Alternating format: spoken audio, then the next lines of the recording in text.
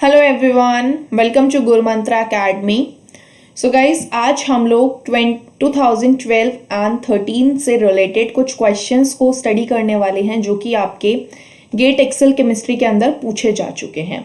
Okay, तो 12 और 13 में आपके जो पेपर पैटर्न था वो थोड़ा डिफरेंट था, इसीलिए आपके कुछ सिलेक्टिव क्वेश्चंस ही यहाँ पे पिक किए गए हैं। तो चलिए स्टार्ट करते हैं। सबसे पहला क्वेश्चन आपको स्क्रीन पे दिख रहा है एंड आपको 45 सेकेंड्स का टाइम दिया जाएगा क्वेश्चन को सॉल्व करने के लिए। ओके,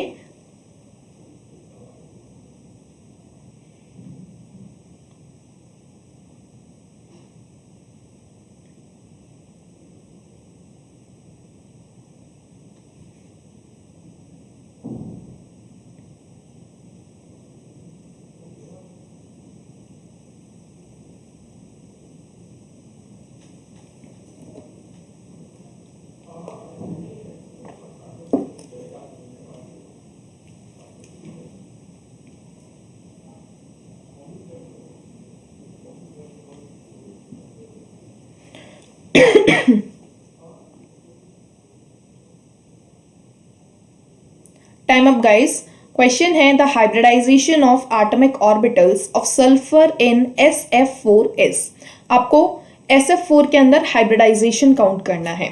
अगर हाइब्रिडाइजेशन की हम बात करते हैं तो आप कैसे कैलकुलेट कर सकते हैं? सल्फर के अंदर आउटर मोस्ट शेल में कितने इलेक्ट्रॉन्स प्रेजेंट होते हैं? 6 प्लस उसके साथ सराउंडेड एटम्स कितने हैं? F4, यानी कि 4 फ्लोरीन के एटम्स हैं। ओके, अनडिवाइडेड बाय 2, तो आपके पास कितना आया? 5 एंड 5 पे आपके पास कितना हाइब्रिडाइजेशन होता है? sp3d। ओके, तो आपका जो करेक्ट आंसर जाएगा वो जाएगा option number C. Right, next question.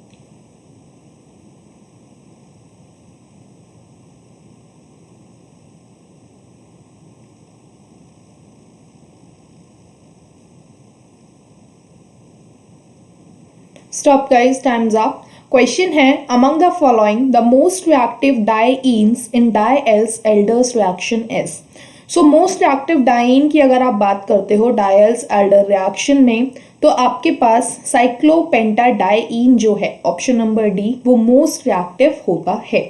Okay, next question.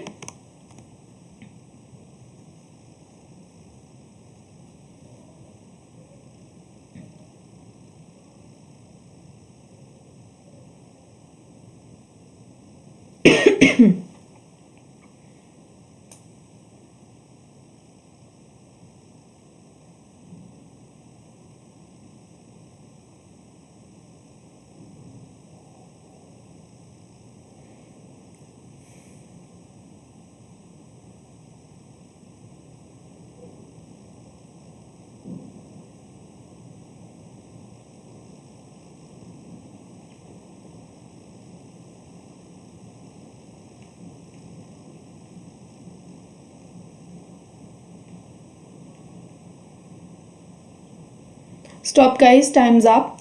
The ionic size of sodium Na plus, F minus, Mg plus 2 and Al plus 3 varies as। तो आपको बेसिकली यहाँ पे ऑर्डर बताना है साइज का। तो साइज के ऑर्डर के लिए आपको पता है यहाँ पे आपको एक कॉमन चीज देखने को मिल रही है, दैट इज योर चार्ज। तो चार्ज की जब आप बात करते हो तो साइज जो होता है that is directly proportional to negative charge and inversely proportional to positive charge. That means negative charge जिसके पास होगा उसका साइज बड़ा होगा। तो ऐसा कौन सा ऑप्शन आपको दिख रहा है? Option number B. ओके, तो करेक्ट आंसर आपका ऑप्शन नंबर बी है। Next question.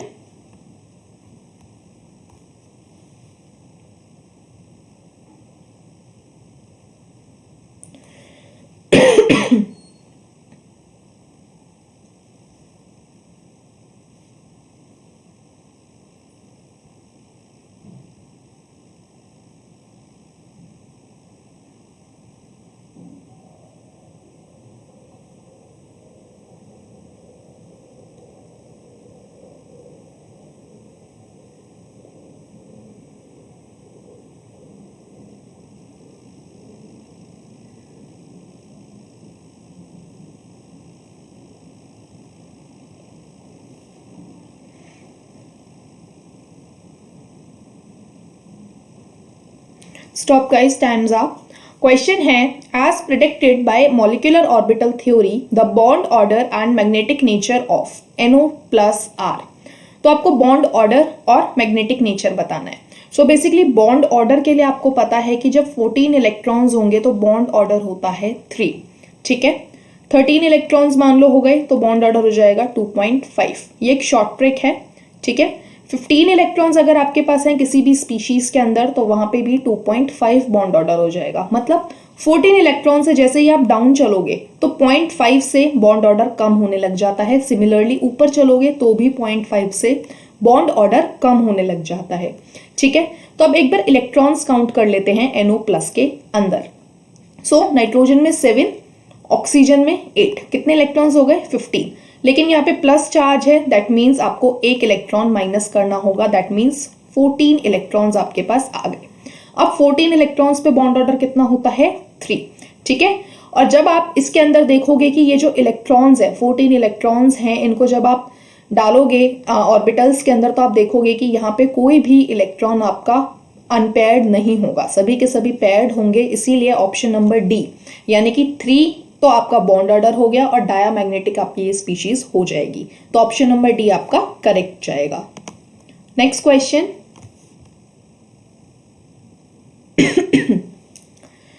गाइज ये क्वेश्चन थोड़ा अच्छा क्वेश्चन है।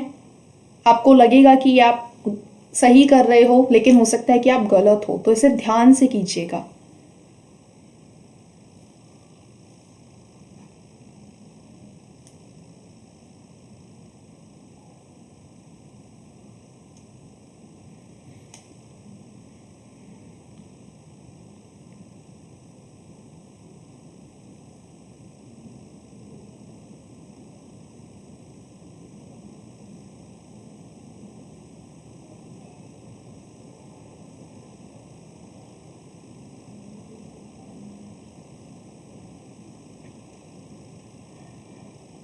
Okay, stop guys, times up.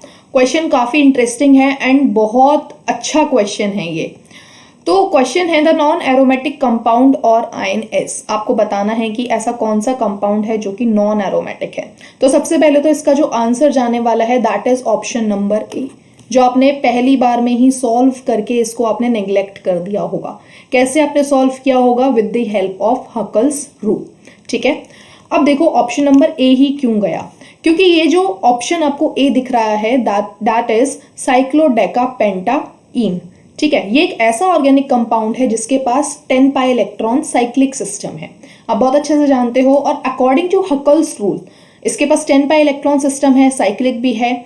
लेकिन यहाँ पे हकल रूल के अकॉर्डिंग ये एरोमेटिक कंपाउंड होना चाहिए, ये एरोमेटिसिटी शो करना चाहिए। लेकिन यहाँ पे क्या हो जाता है कि इसे आप as a non aromatic compound consider करते हो, या फिर आप बोल सकते हो कि ये हकल रूल का एक एक्सेप्शन है। However, because various type of ring chain ring strain destabilises and all planar geometry. और आपको पता है कि यहाँ पे प्लेनर ज्योमेट्री होनी चाहिए, लेकिन यहाँ पे डिस्टेबलाइज प्लेनर ज्योमेट्री प्रेजेंट होती है, इसीलिए इसको आप बोलते हो as a non aromatic compound. तो ये क्वेश्चन बहुत अच्छा क्वेश्चन है एंड ये एक्सेप्शन है, ठीक है। तो ये आपको याद रखना है। नेक्स्ट क्वेश्चन,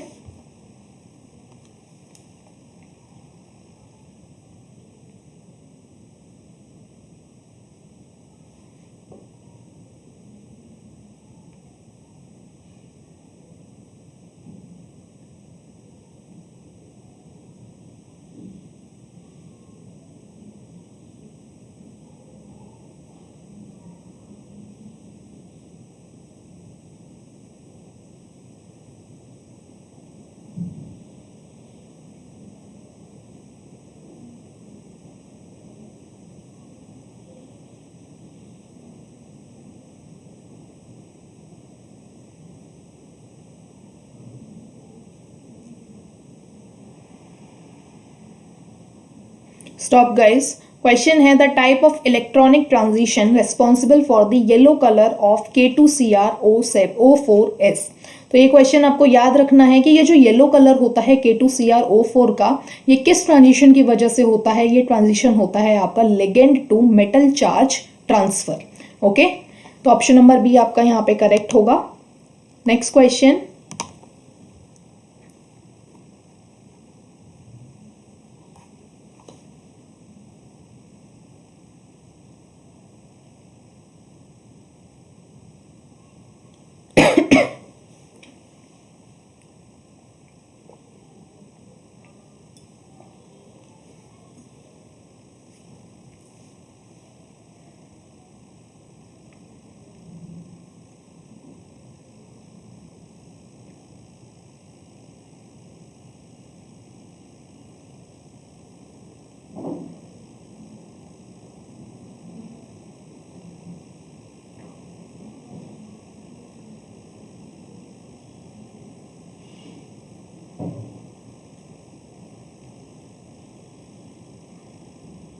स्टॉप गाइस, आपको स्क्रीन पे एक इक्वेशन दी हुई है, d delta h upon dt is equals to delta cp, where h, t and cp are the enthalpy, temperature and heat capacity at constant pressure respectively is called.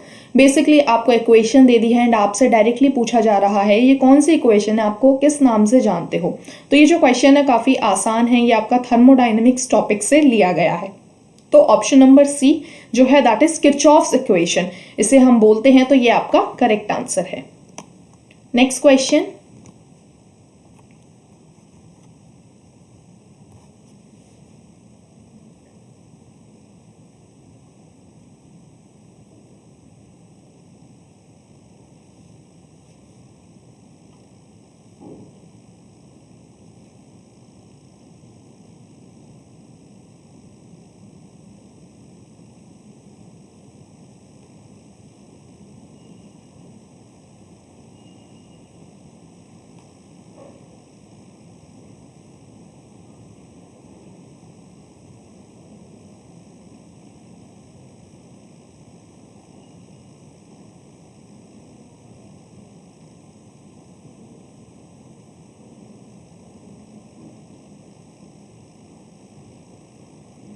Stop guys, question यहाँ पे आपके पास दो questions हैं। The number of two centre two electron bonds in anhydrous AlCl3s। Anhydrous AlCl3 के अंदर two centre two electron bonds कितने present होते हैं।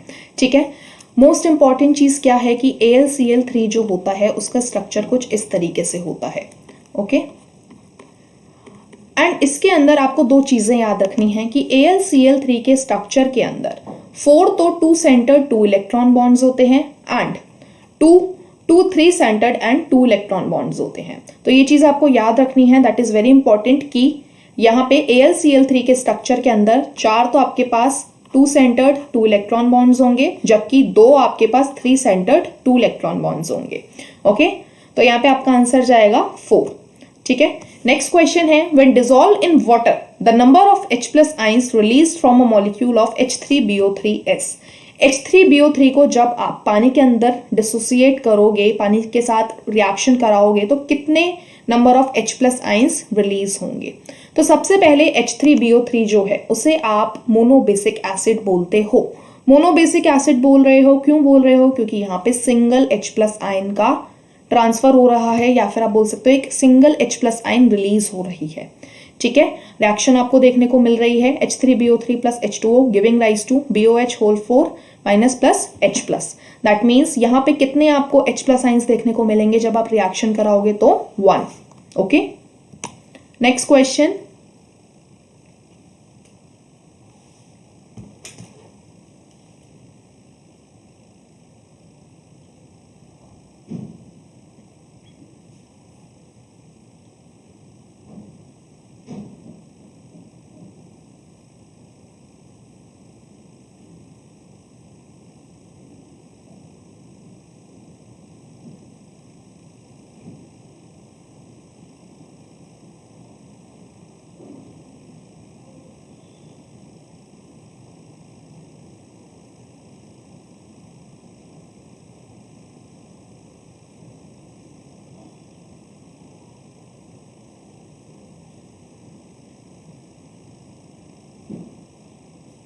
स्टॉप गाइस, क्वेश्चन है the major product obtain in the following reaction is.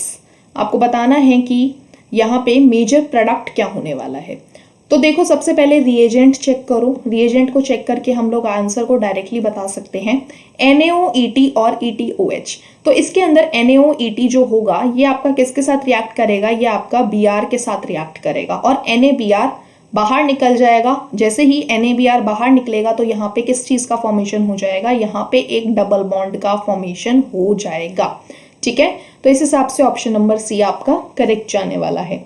इस type के questions को जब भी आप सॉल्व करोगे तो सबसे पहले आपको रिएजेंट चेक करना है या फिर रिएक्टेंट चेक करना है कि आप बोल सकते हो कि किसके साथ रिएक्शन हो रही है। Okay, so option number C is the correct one.